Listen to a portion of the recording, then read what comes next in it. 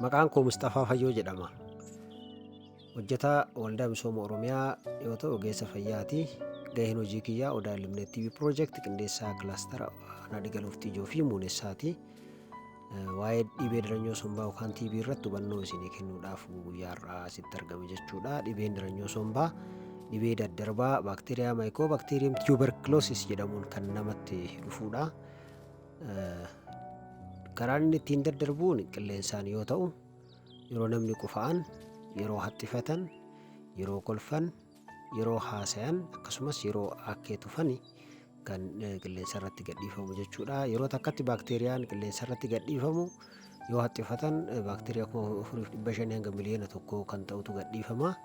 Yeroo qufa'an immoo hanga 3,500 akkasumas immoo yeroo haasayan hanga baakteeriyaa 200tti gadhiifamuu danda'a jechuudha.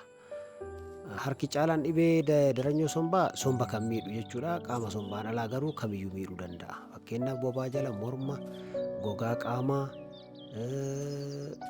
sammuu, kalee fi tiruu, maashaalee fi lafee, ija, qaama kamiyyuu miidhuu danda'a jechuudha. Qaama keenya hundaa keessaa hundaayyuu kan miidhuu danda'u jechuudha. Umrii kamiyyuu osoo hin filanne xiqqaa fi guddaa kan adda baasee ilaalle kan miidhu jechuudha. Biyyoota addunyaa hunda keessa jiran keessatti hawaasa miidhaa kan jiru ta'uun beekamee jira jechuudha. Dhibee kana ittisuunis ta'ee fayyisuunis hin danda'ama jechuudha. Mala ittisaa qaba waan ta'eef jechuudha. Yoo kan hin yaalamne ta'e dhibeen kun nama ajjeesuu danda'a jechuudha. Akka addunyaatti bara 2022 dhibee sadarkaa lammaffaa ajjeesuudhaan qabate jechuudha. Harka 1/4 uummata addunyaa dhibee kanaan saaxilamee jira. Namni miliyoona 10.6 garuu dhibee kanaan qabamee jira. Miliyoonni 1.6 dhibee kanaan du'uu isaa ragaan addunyaa qorannoo addunyaa ibsee jira jechuudha. Akka biyya keenyaatti bara 2016 namoota 139,100 keessaa dhibee kanaan ni qabamu jedhamee tilmaamama. Namni 19 immoo 100 keessaa ni qabamu jechuudha. Mallattoon dhibee kanaa tokkoffaan kan TB sombaati. Qufaa 7 olii dhiigas makachuu danda'a jechuudha tokko. Akkasumas immoo ho'a qaamaa dadhabsiisuu, halkan dafqisiisuu, waraansa qomaa, fedhii nyaataa hir'achuu fi sababa hin beekamneen ulfaatinni isaa gadi bu'uudha jechuudha.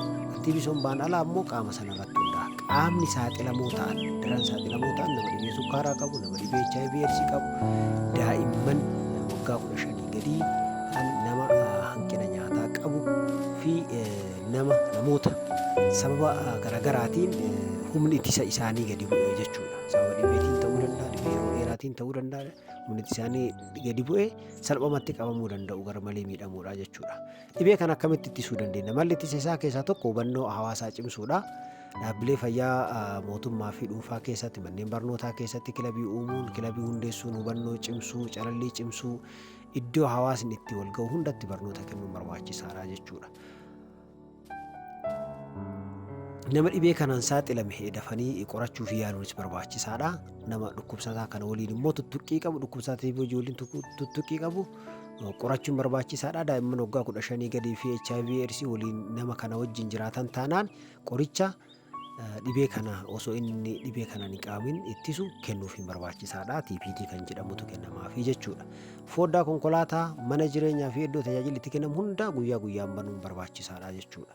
Yeroo haxxifatan qufa'an afaanii fi funyaan fooxaan yookaan ciqileen haguuguun barbaachisaadha. Nama dhibee kana qabame yoo ta'e immoo maaskii fayyadamuun baay'ee filatamaadha jechuudha. Qaamolee hawaasa keessaa baay'ee saaxilamoo ta'an, daran saaxilamoo ta'an hunda adda baasuun calallii fi hubannoo cimsuun barbaachisaadha. Hojjettoota waldaa, hojjettoota warshaalee, baankii, manneen nyaataa, manneen hidhaa yeroo fi amala sirreessaa, seektaroota mootummaa fi kan kana fakkaatan keessatti hojiin kun sirri cimee hojjetamuu fi hubannoon cimuun barbaachisaadha. Dhibeen kun fayyuu ni danda'a? Eeyyeni. Akkamitti? Guyyaa guyyaan qoricha ajajame ogeessa fuulduratti yeroo eegne ji'a 6 yookaan fudhannu taate. Yoo seeraan kan hin yaalamne ta'e garuu maalinni qoricha dhibee qorichaa wal barate ta'e drug resistant ta'e nu ajjeesuu danda'a. Sadarkaa fayyuu hin dandeenye irrattis ga'uu danda'a jechuudha. Akka hawaasaatitti hojiin ijoon hojjetamuu qabu maalinni barnoota fayyaa cimsuu, namoota mallattoo qaban adda baasuudhaan ol erguudhaan hojjettoonni ekstenshinii fayyaa riifar gochuu qabu. Nama kana akka qoratamu jechuudha. Sadaffaan namni dhukkuba kanaan yoo qabame yaaluun qoricha guyyaa guyyaan fudhachiisuun ilaaluun barbaachisaadha.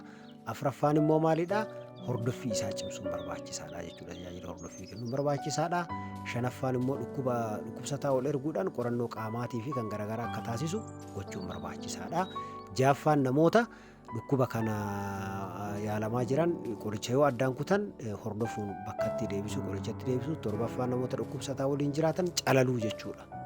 Saddeettaffaan namoota HIV fi daa'imman waggaa 5 gadi dhukkubsataa waliin jiraatanis ta'ee iddoo biraa jiraatan calaluu fi qoricha TPT isaanii kennuun baay'ee barbaachisaadha jechuudha. Kanaaf hojii guddaa hojjechuun barbaachisaadha. Odeeffannoo dabalataatiif bilbila kana akkasumas ogeeyyii fayyaa isin dhiyootti jiran biratti hordofuun barbaachisaadha. Odeeffannoo gaafachuu dandeettanii. Yes, we can Indii TV subscribe, like, share gochuu hin dagatinaa. Galatoomaa isiniin jedha. Barnoota biraatiin walitti kan deebinu ta'a.